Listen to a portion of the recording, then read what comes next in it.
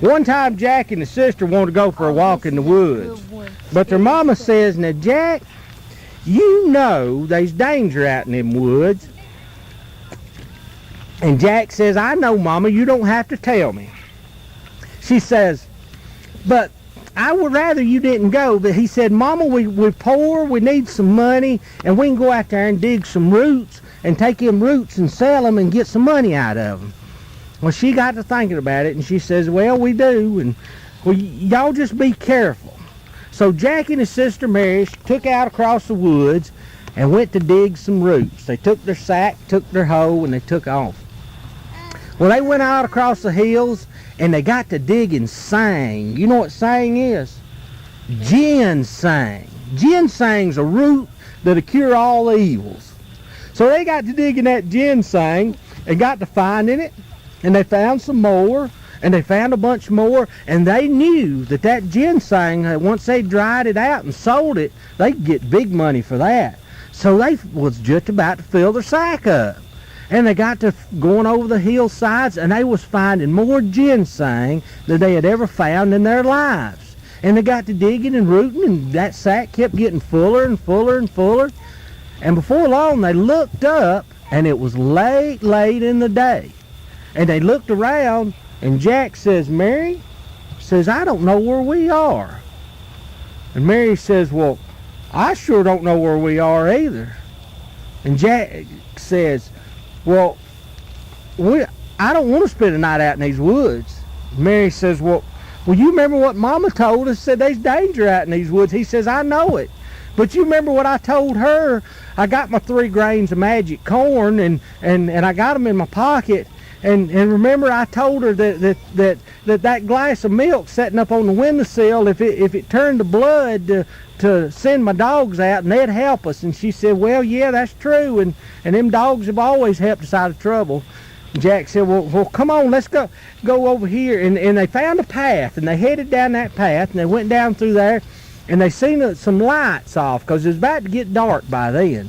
They seen some lights off in the woods there, and they went down through there, and there was a little old house sitting out in the woods. And Jack said, surely these folks will let us spend the night with them. So they went on over to the house and pecked on the door, and out come the sweetest little old woman they had ever seen in their lives. And she says, why, hello, children, how are you? And Jack said, well, ma'am, we're just fine, except for we're lost. And she says, well, you come in here, you look like you're hungry too. Come on in here, let me fix you something to eat. And then you can spend the night and get a fresh start in the morning. So Jack says, well, ma'am, that sure is nice of you. And they went inside, and she fixed them the most delicious meat pies that they had ever had in their lives.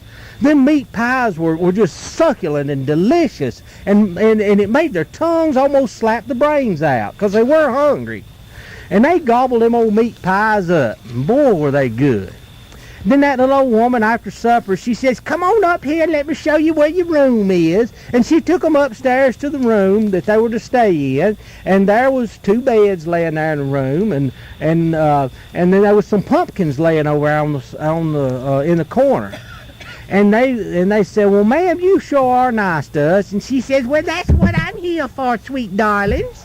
And she went on back downstairs and let them get ready for bed. And they realized that they were tired.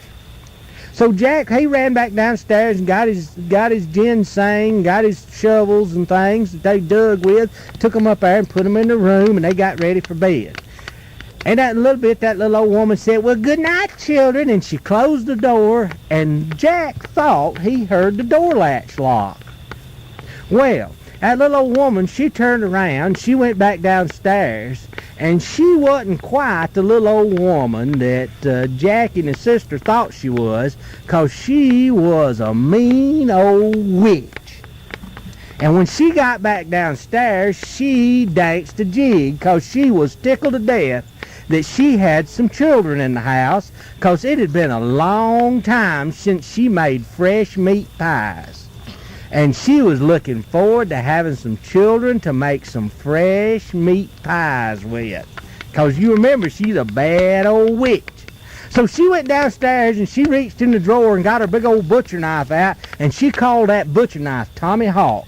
and got her a whetstone to sharpen that knife up real good, and she started sharpening that knife, and she says, a penny get your knife, penny get your knife, penny get your knife, go sharpen, sharpen, humpback, a Joseph back, a see Aunt Tony, your mammy and your daddy, tell me so, see so, a tinker so, a tam-a-ram-a-ram.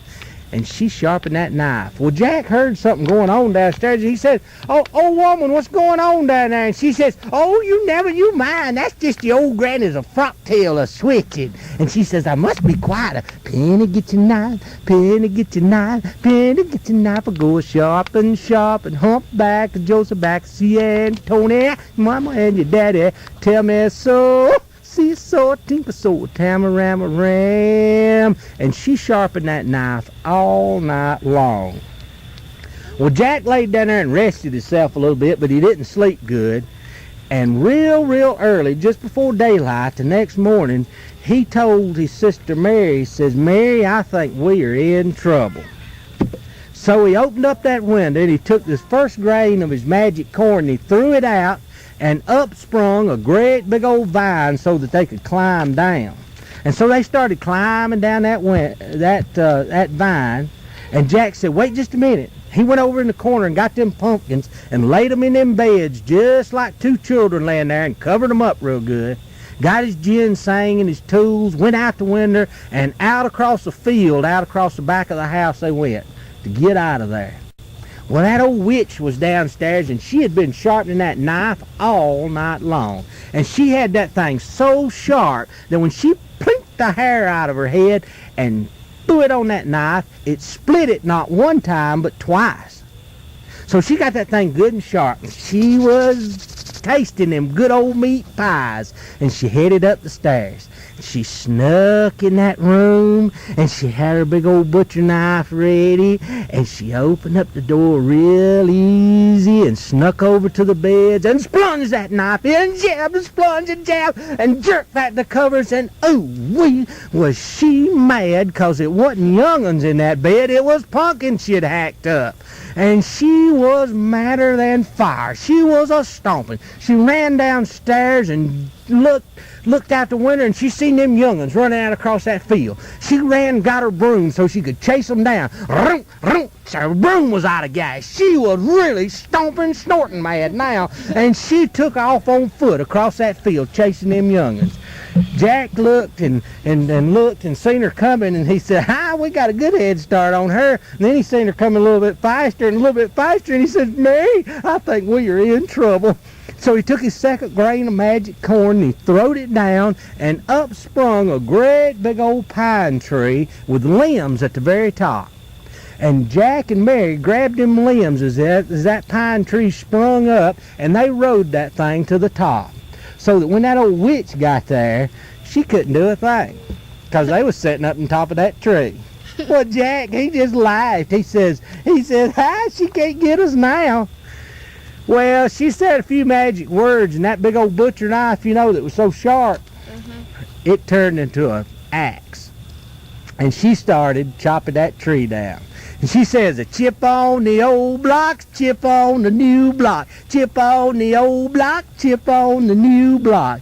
Jack says, Mary, I think we are in trouble.